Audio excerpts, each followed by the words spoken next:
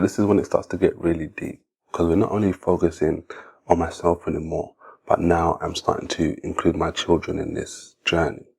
And for the months that it was just me, I didn't really understand like the brevity at the time. It was just, you know what, this is something that I feel like I really need to do. I'm going to take steps. I'm not necessarily going to try and impose or force on the family and all these different kind of things. This is something that I'm doing for me. I have to do for me.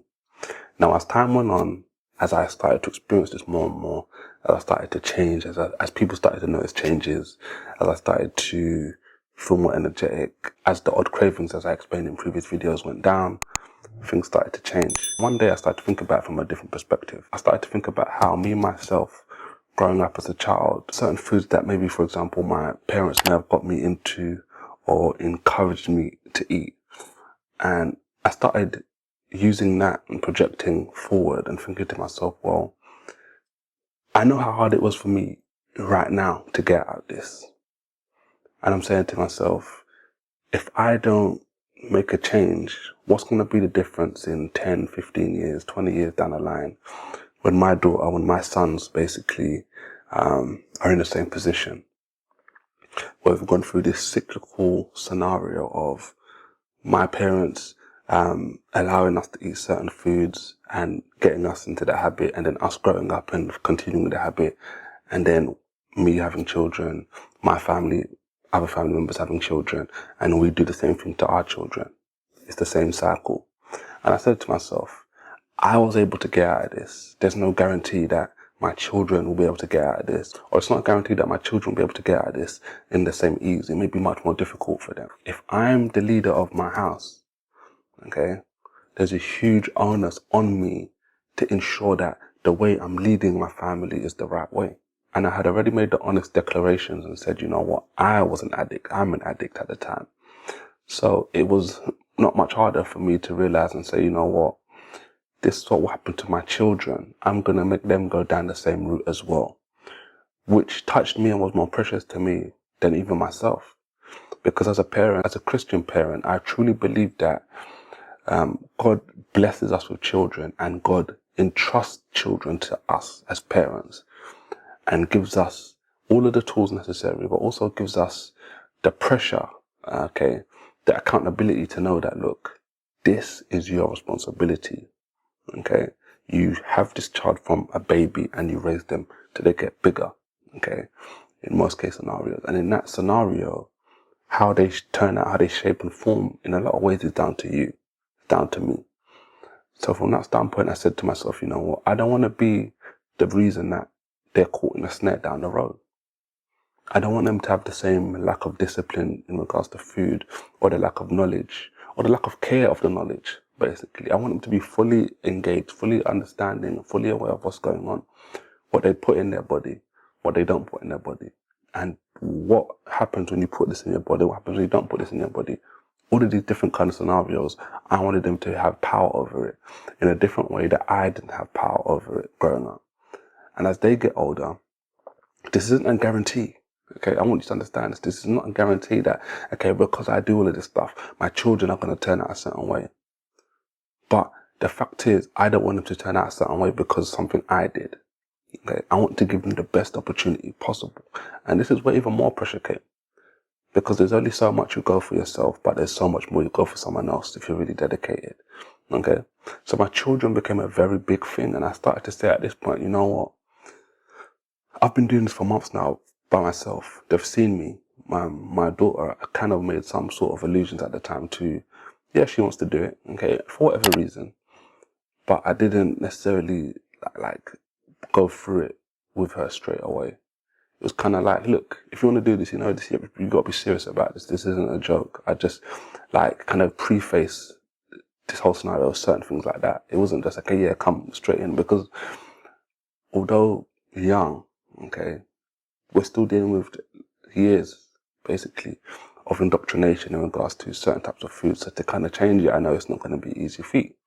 The best time to change it is obviously now, okay?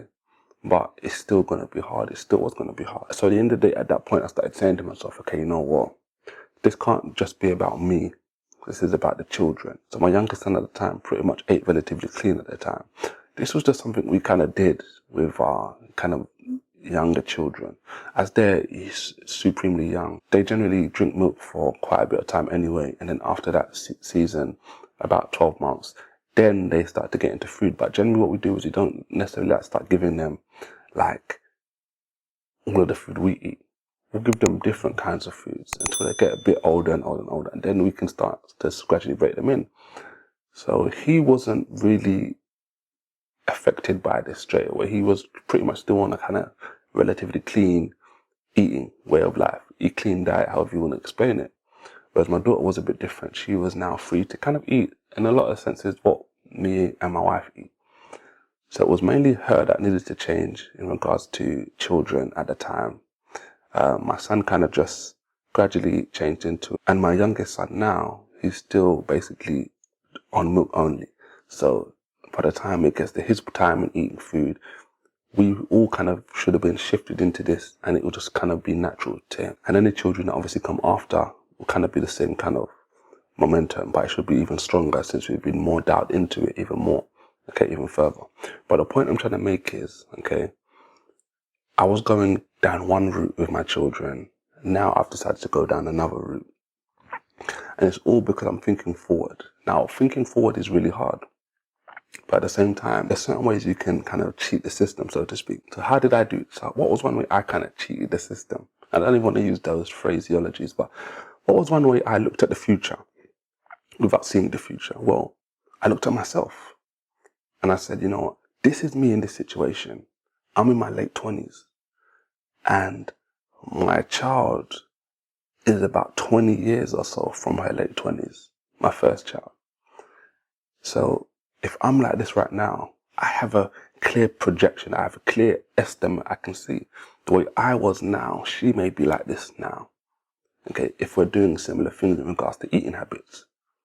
Okay, you have to understand that this is important. This isn't just about today. This isn't just about tomorrow. This is about the fact you're going to grow to a certain age.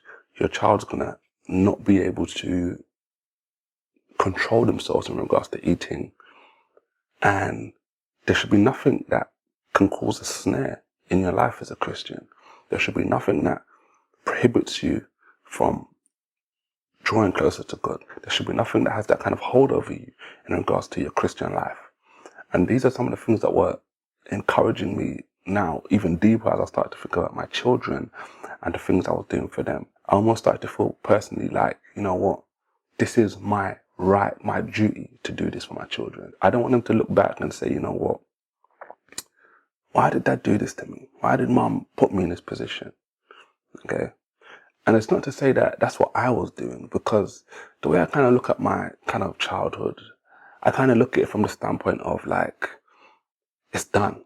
Okay. I kind of look at it from the standpoint of, I grew up with my dad who wasn't really a Christian, okay, at the time. We're raising children under different, like, legal systems, different belief systems, different structures. So can you compare someone being raised by a non-Christian to someone being raised by a Christian? It's different. So to look back and say, you know what, why did this happen or why did that happen? It's not as simple as doing that, okay? But the fundamental thing is the past is the past is the past. Okay, we're going to do a video soon about forgiveness. Make sure you subscribe to the channel below the video, because it's going to be a really great video diving into different things. But the point is, your children are powerful. If you don't have children, your younger siblings, your younger brothers, your younger sisters, your nieces, your nephews, okay, people that maybe you work with, if you're a teacher and all these different scenarios, okay, if you're working in a role, capacity or series with children, okay, children are essential. You come in contact with younger people all the time and we have an impact one way, shape or form. It's not always necessarily our own offspring that we have to influence. We can influence loads of different people. If you think about Christ when he was born as a young baby, as a young child, 2 and under, how much influence did he have? He brought men from the east with gifts that will come to worship him. He brought shepherds from the fields to come to bow down and worship him. Because of his birth as a young child, the king, Herod of Judea, what did he do? He tried to wipe out all of the male babies. Why? because one young child had big influence. So if you can influence one young child in one way, shape or form, there's so much you can do to the world potentially. And this is the way you have to kind of think about this. So as we continue through this health journey, as I get into personal examples, as I break down certain things that have affected me along the way and certain changes I've actually made along the way, make sure you subscribe to the channel so every single time we produce a new video in this journey, you can know exactly what happened. Thanks and take care, and I'll see you on the next video.